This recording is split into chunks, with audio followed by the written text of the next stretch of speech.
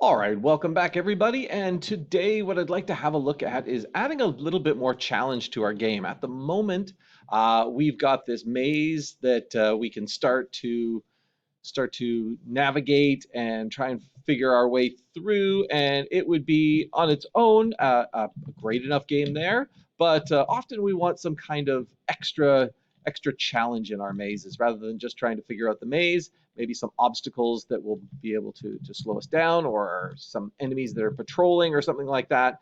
And while there's lots of ways to do that, I want to show you one kind of easy way for doing some simple kind of repetitive motion. This is also a tool that's really powerful for a lot of other things that can be done.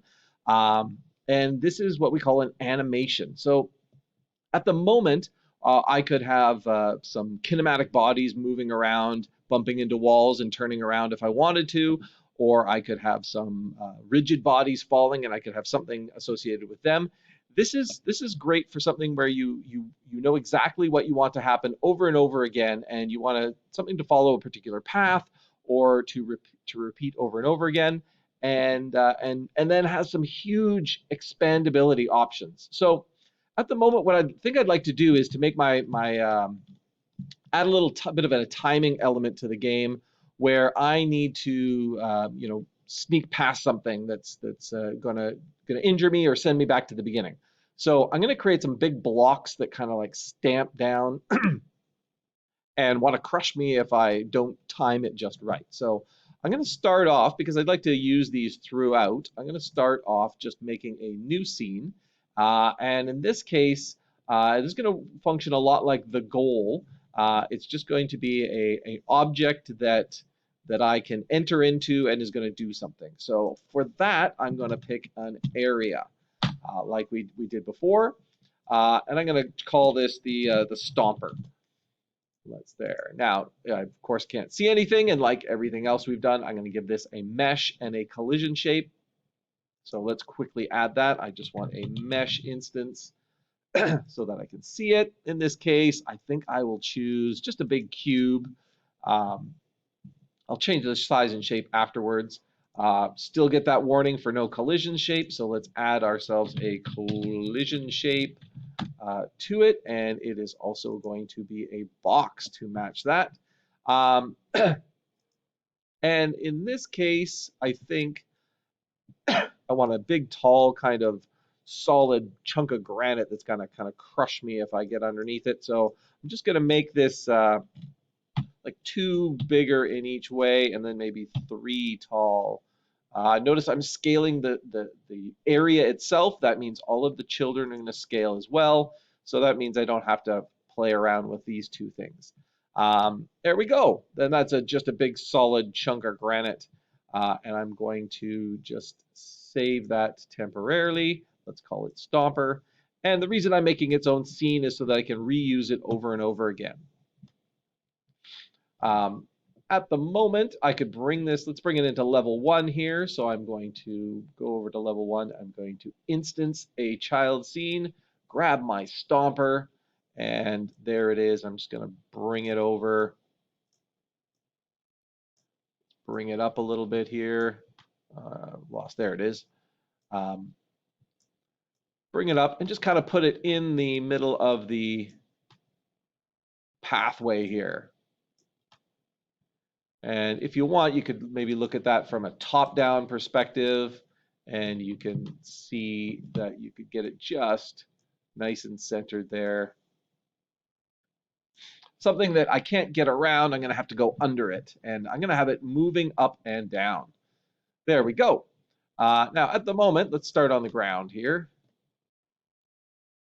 Look like it's right about there.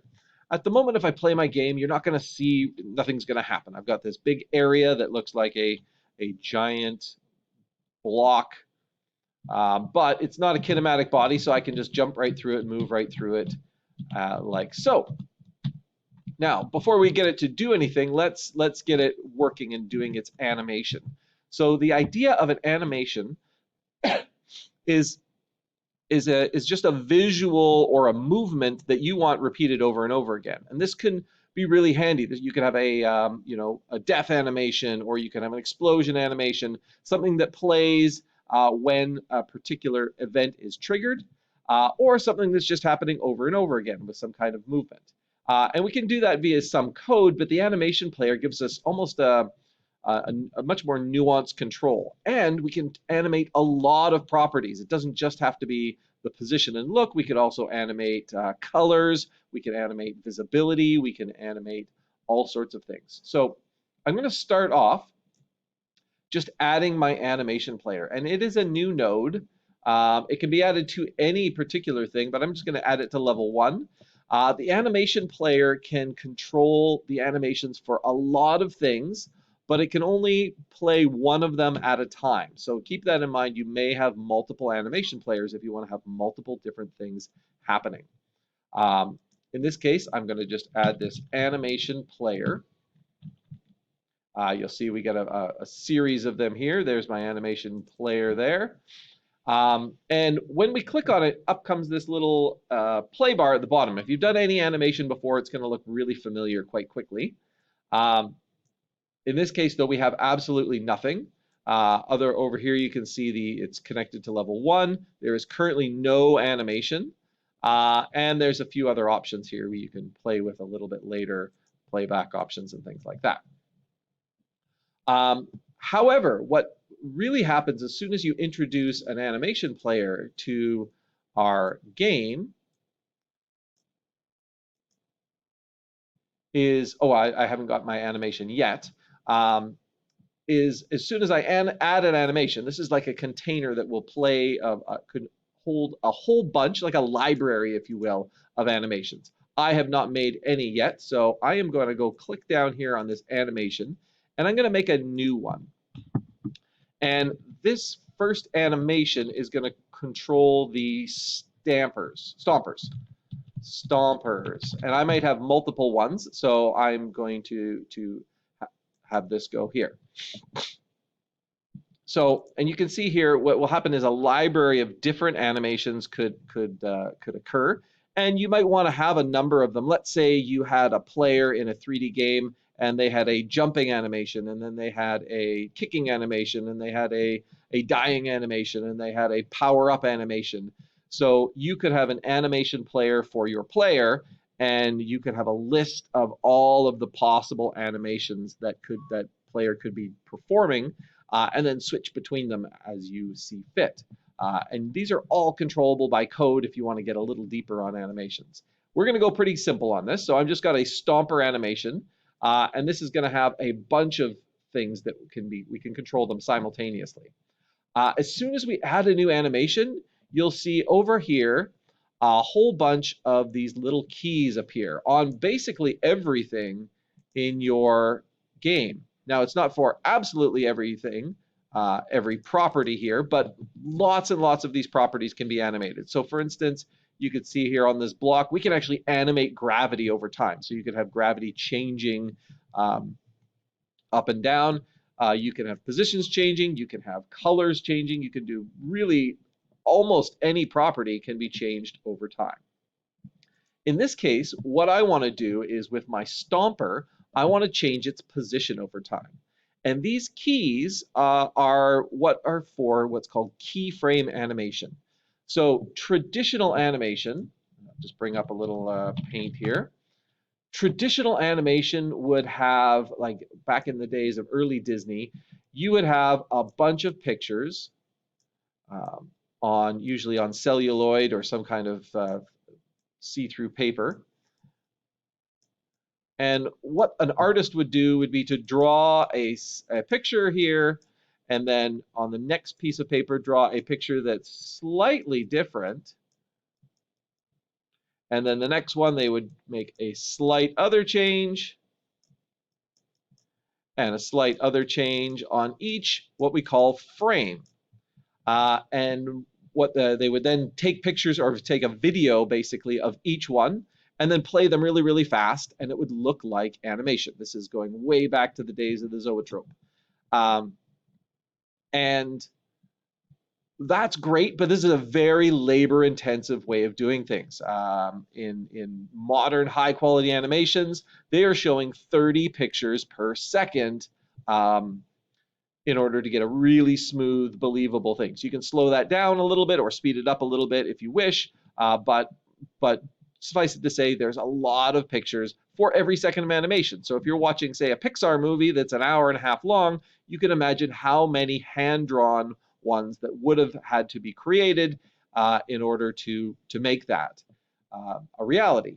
Luckily, we're now in the age of computing, and we can uh, let the computer do a little bit of the work for us. So if I say get rid of these ones here, let's say here is my first position, and here's where I want it to end up at the end.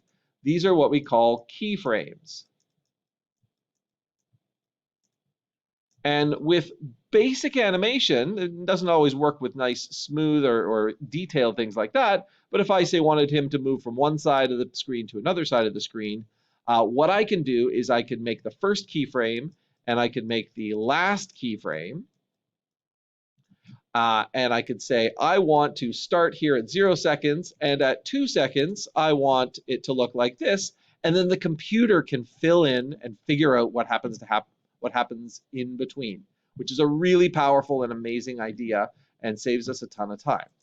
So that's why we have these little keys here to set up what are called keyframes.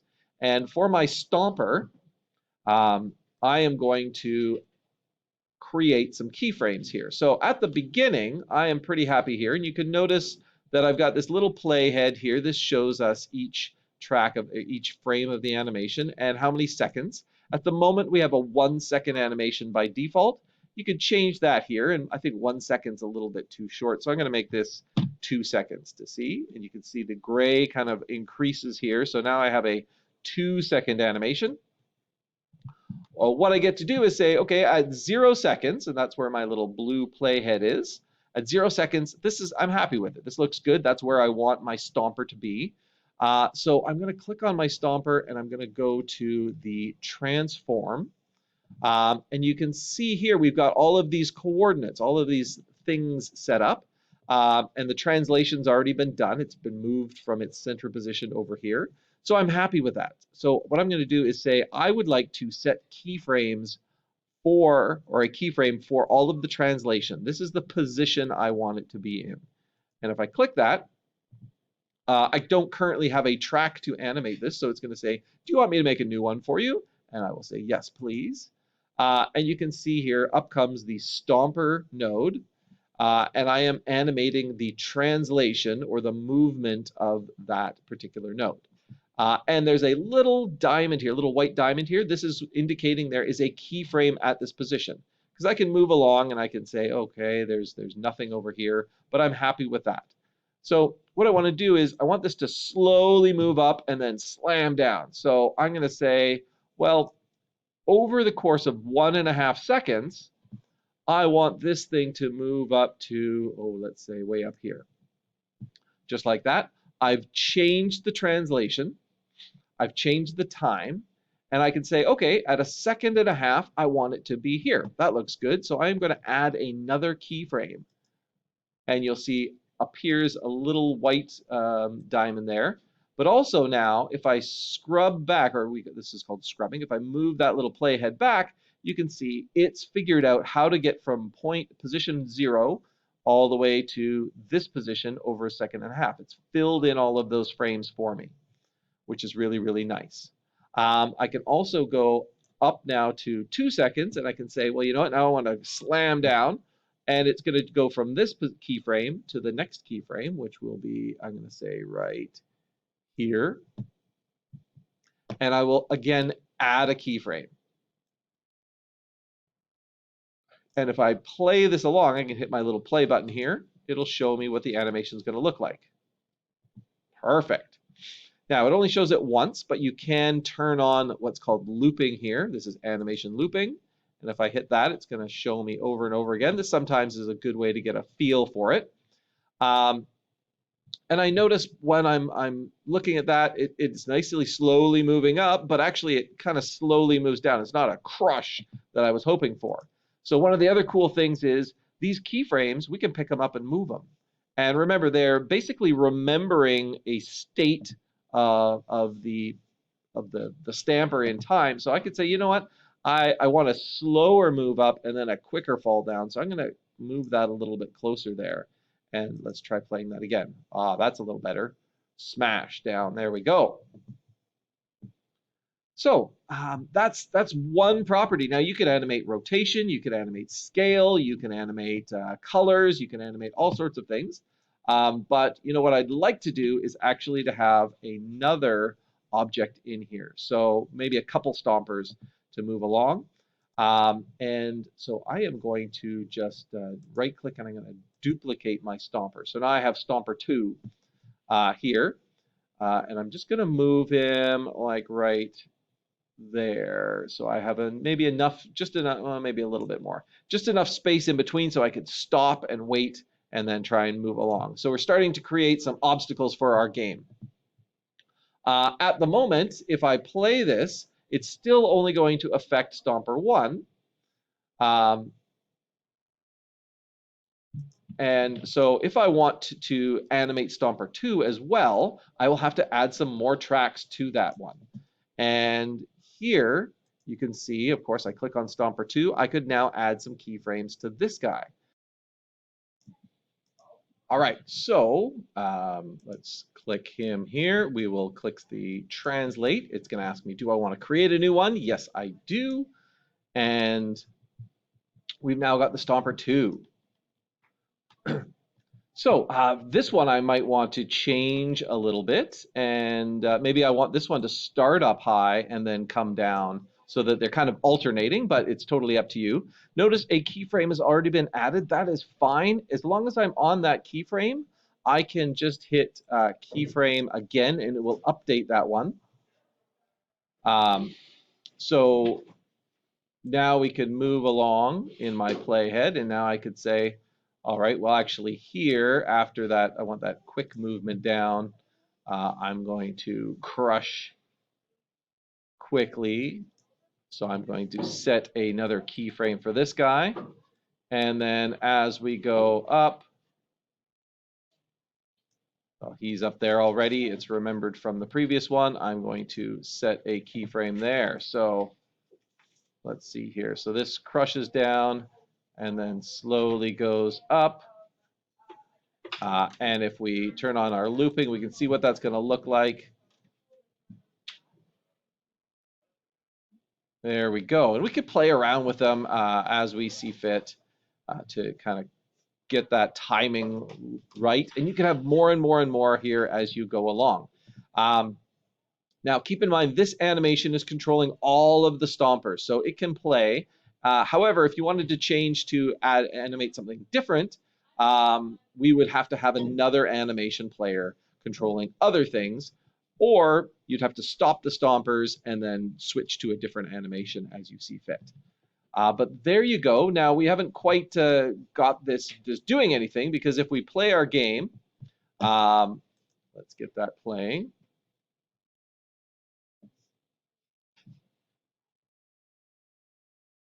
You're going to notice that at the beginning, nothing happens. They're still sitting there, and all that beautiful animation I just did is not working. But you can see it's playing here. That's a little confusing, but at the beginning, because these are completely controllable via code if you wish, if you consider it, you don't always want an animation to start right away, especially let's say you had a death animation or something like that. That was going to play, you only want that to happen at a certain time. So by default, animations don't play. In this case, I do want them to always play at the beginning, and there is a little click button here you can set autoplay on load. So if I click that, that means as soon as this animation player loads, it's going to start playing that particular animation, and we can get it moving right there. Let's see. All right, now I've got this nice challenge here. There we go, and if I've got a little space in between, you can see I've got a little bit of timing here I got to work on now, and you can see that my animations are doing stuff now. It's actually not a problem getting caught in it because that doesn't do anything, but we can quickly fix that. And because I've made this into a scene by itself, all I need to do is say, hey, what happens when something gets hit by this stomper? Well, that's just like the goal. So we're going to, because it's an area, I can know when a body enters into that scene. I'm going to trigger that signal when a body enters it. That's going to be the player, assumably. And I'm just going to click. Oh, I got to make sure that I add a script first to my Stomper, like we did with the goal. So there we go. And now I can go back to this scene and say, all right, when a body enters into the area on Stomper body entered, I'm going to connect that. And now I've got this, this set up here. So what's going to happen is I want to, in this case, I get squished. I just want to restart my level. We've already looked at changing levels, but we haven't looked at restarting the current level, which is nice. There is a function get tree dot reload current scene, which is super nice. That means I can have this applied on any level that I'm on, and it's not going to send me back to the beginning of the game or a particular level. It's just going to reload the scene that we're on. Now, if we were to save this and play, you're going to notice one more problem that we're going to have to fix. And if I am, oh, there we go. You can see I can quickly turn around, but you can see that, oh, it just keeps kind of glitching out here.